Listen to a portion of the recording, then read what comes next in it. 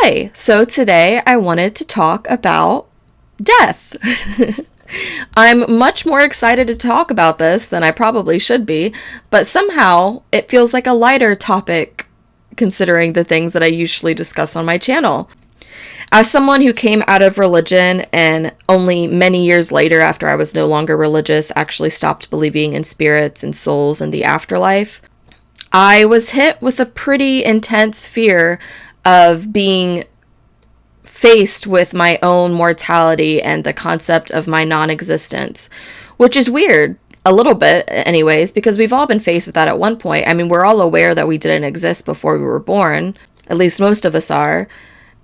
And I guess now I see death as not being much different than that. I don't really fear the concept of death because I am never going to be death. I am never going to experience death as it is. I will die and experience dying like the rest of us do, but I will never know what it's like to be death, essentially. At least that's not what I believe. I think death is quite similar to before we're born.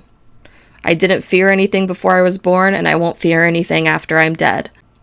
And what really keeps me going in light of that, the idea that I will one day cease to exist just as I didn't exist before I was born, is focusing on the present and the idea that I only ever will experience the present, and this is my life to experience, and it matters because it is mine and because of the connections and the impact that I can have on others, even in the smallest sense, even in the sense of building relationships and falling in love and having friendships and something small that I might do that makes somebody else's day. All of those little things, I think they're butterfly effects, and I think they kind of trickle out in ways that I won't know and can't control. And I think that's how I find comfort in living, just being. It reminds me of that quote from the sister on Haunting of Hill House and that beautiful scene at the last episode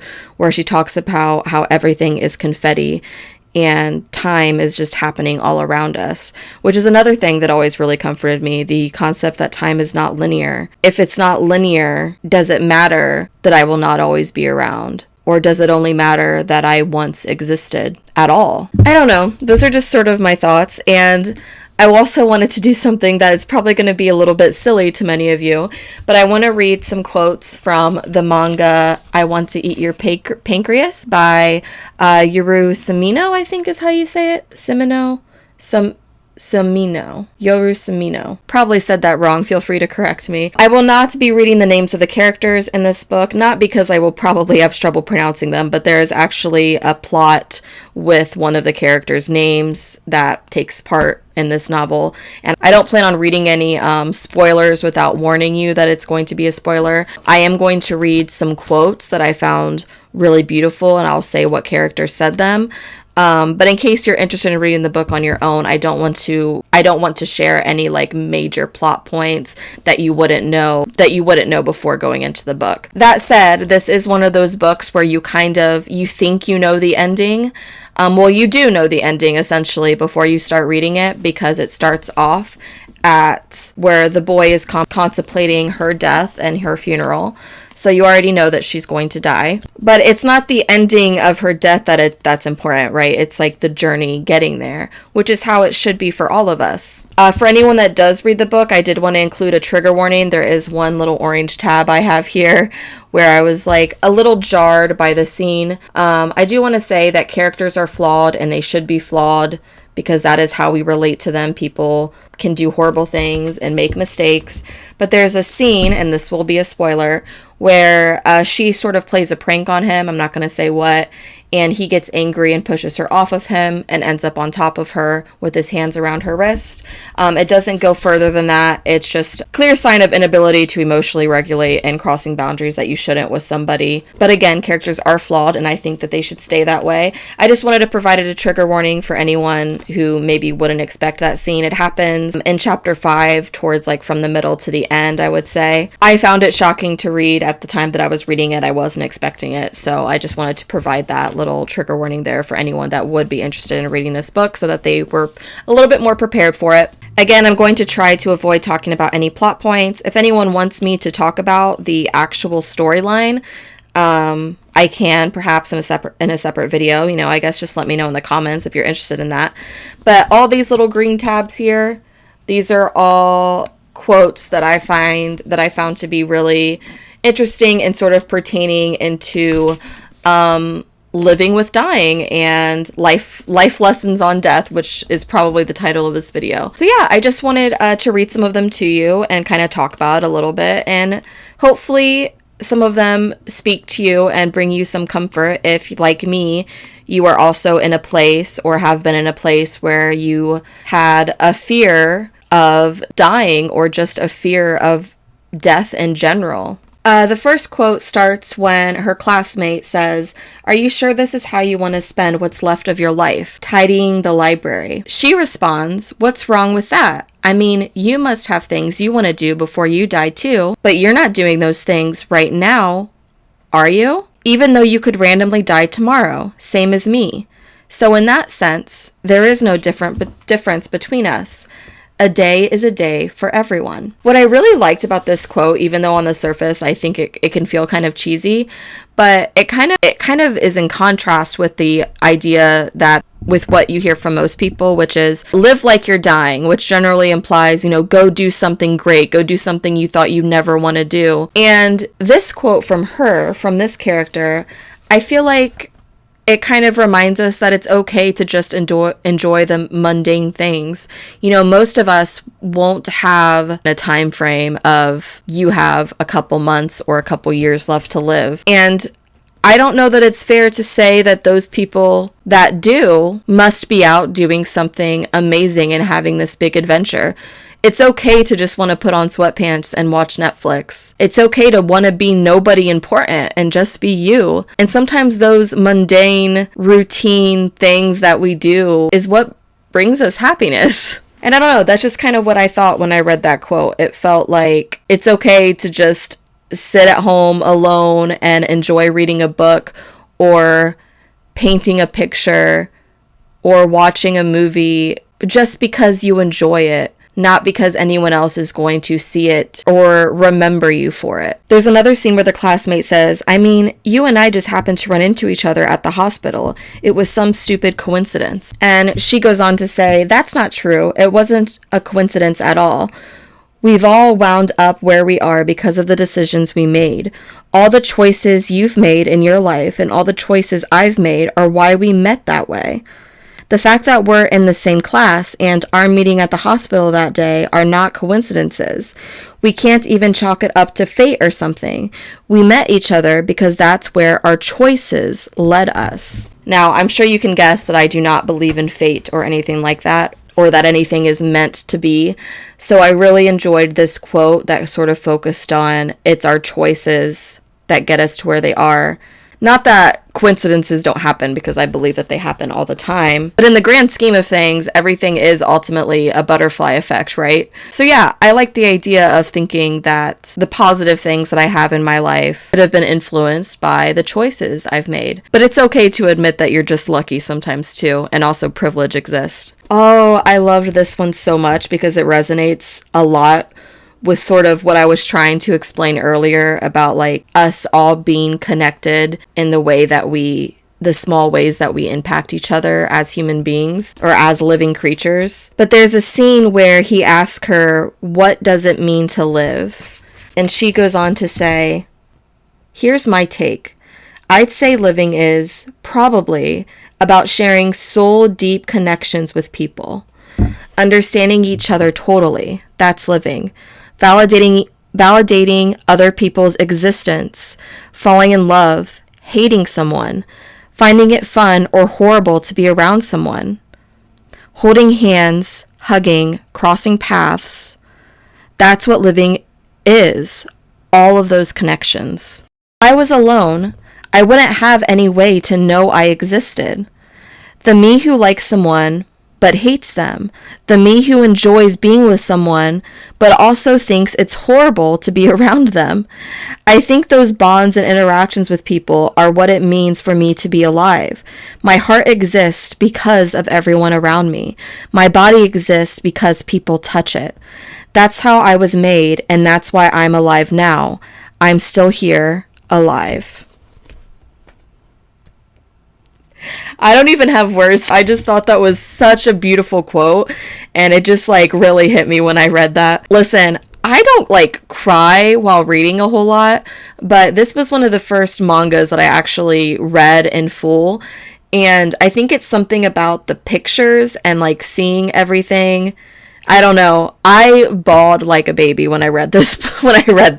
I was actually reading while my partner was asleep because I had to finish the whole novel, and I had this little book light on, and my partner woke up to me sobbing uncontrollably, and they were just like, "Are you okay? What happened?" Like, oh goodness, he literally probably thought somebody like actually died. But no, I was just bawling like a baby over this book. There's a scene where he is reminding himself that she told him that we met each other because that's where our choices led us. And that leads to him sort of contemplating his own existence. And he says, I always pictured myself as a grass boat. A grass boat just goes with the flow, going wherever the wind and water take it. But I was wrong. I decided to do something different. I made that decision of my own free will, and here I am. I chose all of this. It was a cute scene because it's like the first time that we really see him taking, I think, initiative as far as who he wants to be and the friendship that he has with this girl. This is a journal entry of hers. She says, I guess I should start by talking about finding out I was sick. At first, my mind went completely blank. I was scared, I cried a lot, and I got mad at my family and took things out on them. So the first thing I need to do is apologize to them. For that, I am really sorry. Thanks for hanging in there with me until I started to cope. I've decided I'm not going to complain about my luck, even though luck of the draw is why I'm sick. That's why I'm calling this book, sorry, this is a spoiler, but she titled her journal, Living with Dying. She says, that's why I am calling this book Living with Dying instead of something like Fighting for My Life. There's a scene where she is reflecting on her friendship with her classmate, a friendship that you see develop throughout this story. And she says, I'm not like you. I'm the kind of person who needs to see myself reflected by the people around me. On another page, she goes on to say, the things about me that people like don't work if I don't have other people around me. I don't think it's a bad thing to rely on interaction that way. I mean, that's how it is for everyone, right? I define myself against other people, comparing and being compared. That's what living means to me. But you were the only one who was always just yourself no matter who was around. What made you appealing wasn't your connections with other people. It was all you and what you found inside yourself. I wanted to be like that too. And on another page, because you didn't need connections with other people, and yet you chose me, not someone else, me. That was the first time in my life that I knew someone needed me just for myself. And for the first time ever, I saw myself as unique, and it felt like I mattered. Maybe I was waiting for all 17 years of my life for you to need me. Just like the sakura wait for spring. And that line actually plays on a scene that we see in the earlier in the novel, somewhere towards the middle, where she says, do you know why cherry blossoms bloom in spring? And he says, the same reasoning as other flowers? How should I know? You're the one who's named after them. Spoiler. She says, see, after the blossoms fall off, it's only about 3 months before the next round of buds start forming. But those buds go dormant. They wait until it starts getting warm again, and then they bloom all at once. It's a little spoiler, but I know I did want to give you context towards that line and what it meant when she said that. I did want to share another quote. It's a idiom that I hadn't heard before, because obviously this is centering around a different culture as it is a manga. It's an idiom which states, I want to steep the dirt under your fingernails and then drink it. Obviously, initially, it might sound a little bizarre with the English translation, but I don't know. I was really fascinated because to me, when I think of the dirt under somebody's nails, I think of the work and the struggles and the battles that they've had throughout their life. And the idea of I want to steep the dirt under your fingernails and drink it. It's like the concept of truly wanting to know somebody and share in their hardships and their journey. And I kind of think that's what love is all about, right? When we think about romantic love or even platonic love, a love that makes you want to know somebody that way, to share in their life in that way. And I just thought that line was really beautiful. But yeah, I don't know. That's it. I feel like this video is kind of a little bit silly, but it's a book that I really enjoyed reading, and I found some of those quotes really beautiful, and they really spoke to me, so I hope maybe they spoke to some of you too.